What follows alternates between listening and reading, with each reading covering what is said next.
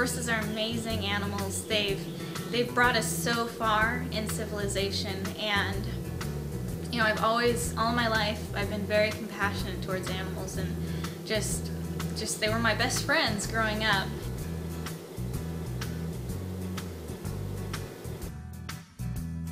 Horse Plus Humane Society is the only open-door shelter probably in the world for horses. You know, as the economy goes down, there's more and more horses in need, and fewer homes, and the shelters out there, rescues, are full. And you know, people call us and they say, you're the only one who says you'll take it. And so that's what we're all about, is keeping our doors open for these horses that are in need, and then saving horses from the slaughter pipeline.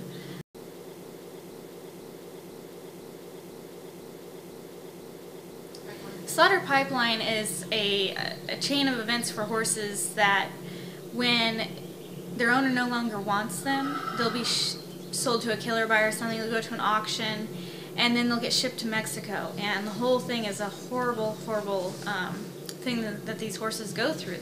Their eyes are gouged out sometimes. I've even seen pictures where horses' legs have been actually snapped off. And you know, just to get them to the slaughterhouse where they can be slaughtered for human consumption. And it's a horrible, horrible process the whole entire time for the horse. And then if there's another aggressive horse, they'll actually take a stick and gouge their eye. So they'll be in so much pain from their eye being gouged that they're not attacking other horses. And sometimes they even shoot their eyes with BB guns. So the whole, you know, some people think, oh, it's just the slaughter is a horrible thing. No, just getting the horses to the slaughterhouse, you know, is beyond belief for these horses. And then to be brutally killed, you know, it's days of torture for them.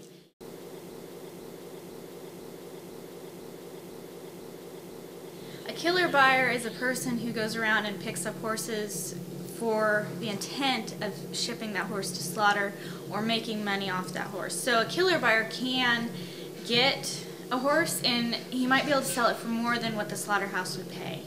So that way, you know, he won't worry about shipping that horse to slaughter. So not all horses that go to killer buyers get shipped to slaughter, but they're in it to make the most profit.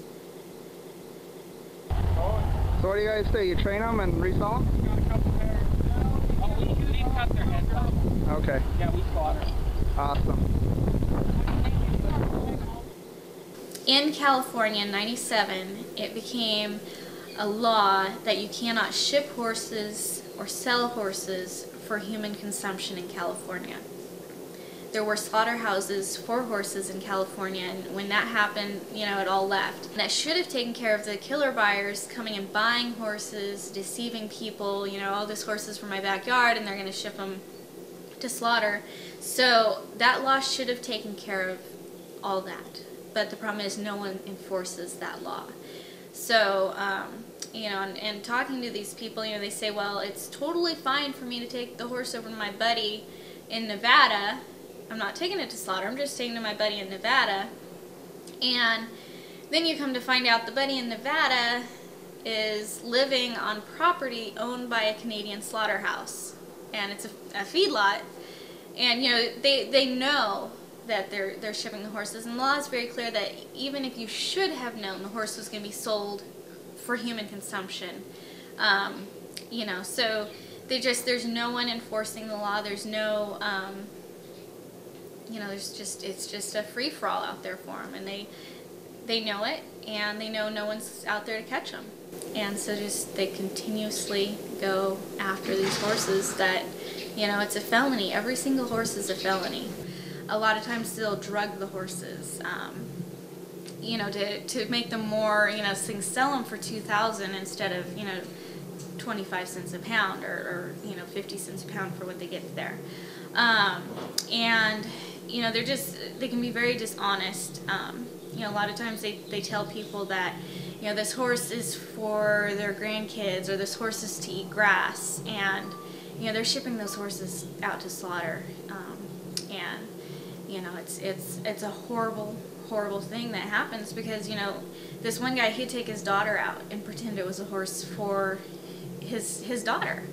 And these horses are just being, you know, the owner thinks, oh good, I found such a wonderful home for my horse, and, you know, that horse is going to spend the next week in horrible, horrible conditions and being tortured and then brutally killed. And, you know, we don't want that for our pets. You know, these animals are not raised for human consumption. They're raised for pets and for, you know, pleasure riding, trail riding, all this stuff that, you know, they're not intended for human consumption.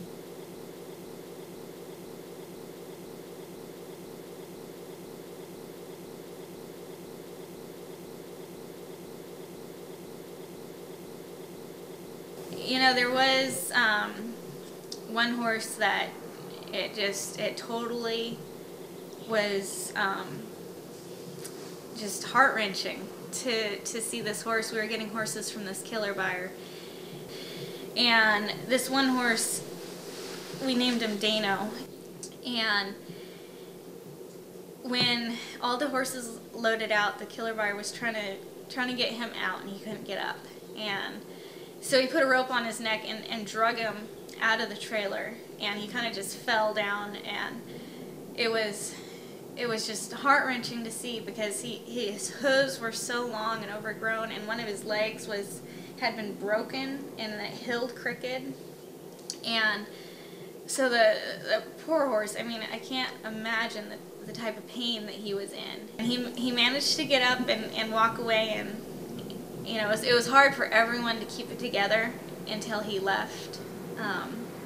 And then little Dano, he laid back down, and his hooves were so long, and you could tell that he had been suffering in this manner for who knows how long.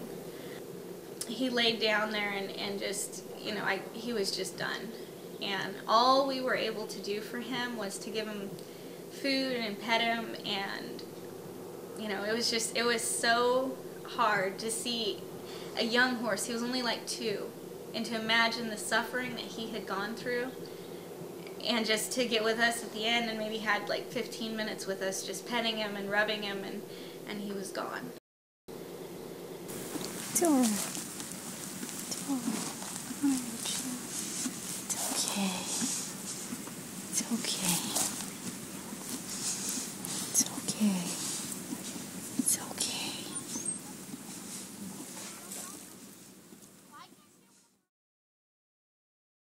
And that was probably one of the hardest horses that came to us. Is just, you know, he was such a young horse, had been through so much pain and suffering, and then just to be with us in the end, which it was the greatest gift that he could have had, is to know at the end that someone cared. Because up to that point, I mean, all he would have known from humans was pain and suffering. You know, so many horses suffer so much, and a lot of times horses that come to the shelter, we're able to fix them and love them and know that they're safe. And for Dano, it was just a little bit of saying, you know, we're here and everything's safe.